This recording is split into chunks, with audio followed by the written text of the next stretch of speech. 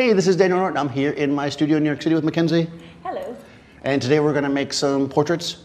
We want to explore kind of hard light versus soft light. We talk about it all the time as photographers, so I thought I'd kind of make a hard light and a soft light portrait with the same model, in the same location, with the same flash, and we'll see which one we like. Hopefully both. All right, so here we go. I'm using my Profoto A1, which as you guys probably know is a small like on-camera type flash or speed light type flash. It's got, I don't know, 1.5 inch head, so it's gonna be hard. I have it up on a stand so I can control its direction. I'm gonna have her look towards it so we can shape the face nicely. Now, what I am doing is I have a second one on camera. This one I am just using as a trigger, so this one's not gonna fire. So we can see that. I'm looking, using the modeling light. Bring your chin up a smidge. Good, here we go. See what that looks like. Nice. It's got a good punchy light, right? Shapes her face, she really can handle the light, makes her eyes look great. You know, you got a lot of dark shadow here, but also it's the specular highlight, the kind of light part is a little bright for me, so I am actually going to diffuse it. Now, this diffuser dome doesn't really make the light softer because it's not really making it larger, but it does scatter it and make it more diffused. So this should help us a little bit with our highlights. And I am in TTL, so it'll compensate automatically. There we go. We can see how that lowered the contrast, right? In the highlights. That's basically the difference. That is diffusing versus softening, right? We didn't make the light any softer, we just made it more diffuse. The nose shadow is the same.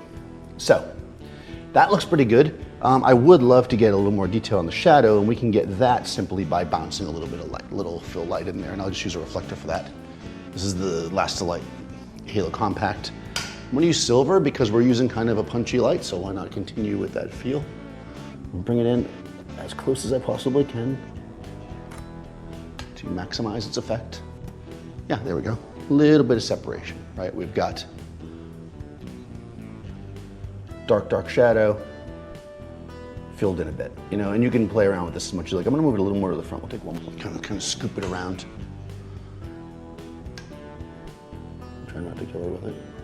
I'm gonna back off a little so it's not so much, but I'm gonna kind of get a different direction. Yeah, that's better. You know, because sometimes if you use it, especially with a silver reflector, if you kind of get it too directional, what ends up happening, like happened here, is you kind of have this like filled in one spot, where here it's much more even, but it's filled in all over. You see the difference there, guys?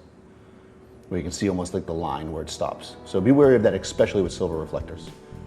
So that's nice, right? We got a nice hard light shot. We like that one, so we're doing good so far, right? So now how do we make the light softer? In order to make the light softer, we need to make it bigger, right? Bigger equals softer.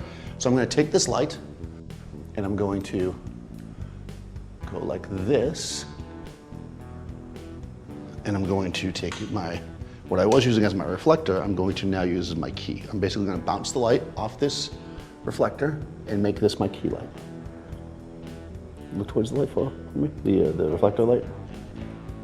A little bit less. Right there, perfect. Good. Here we go. All right, not too bad, right? But I see something here, right? What's happening is, although I kind of like it, but it's not really what I wanted. We're getting a little bit of kick from the flash, which is creating a little bit of a hot area here. Because what's happening is some of this flash, right? Remember, it's kind of going like this. So I happen to have, look how convenient. I happen to have, right there. That's why I put all the accessories on the ones on the camera, even though I wasn't gonna use it. Now we're gonna use this like a flag, basically.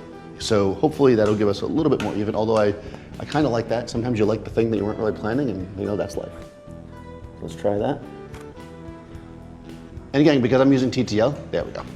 Because I'm using TTL, actually I'm even gonna go like this. It's automatically compensating the exposure. Oh yeah, see what I did there was I turned it out a bit, guys, so we got a little more shadow on the side of her face. Because remember, soft doesn't mean no shadow, it just means soft shadow. So we've got hard and soft, right? The two sides of Mackenzie. And both from basically the same light, right? We essentially have one light. Let's squeeze in here. I'm taking your spot. I'm taking her spot. We have the one light, right? The one small light source, but we're modifying it to make it softer by adding stuff to it. You know, it could add a softbox, let's say, for instance, but I'm using the same modifier that I use because the concepts are the same, right? No matter what tools you're using, you can use a softbox, an octabox, umbrella, reflector, it's all kind of the same, right? You're making the light bigger, it's gonna make it softer. Now, would I have more control and be able to do more funky things if I use a softbox? Yes, but can I make soft light with just the speed light and the reflector? Yes, and I can do both. I can make the hard light and the soft light to make two different looks for my model really, really quickly, really fast, right? Yes.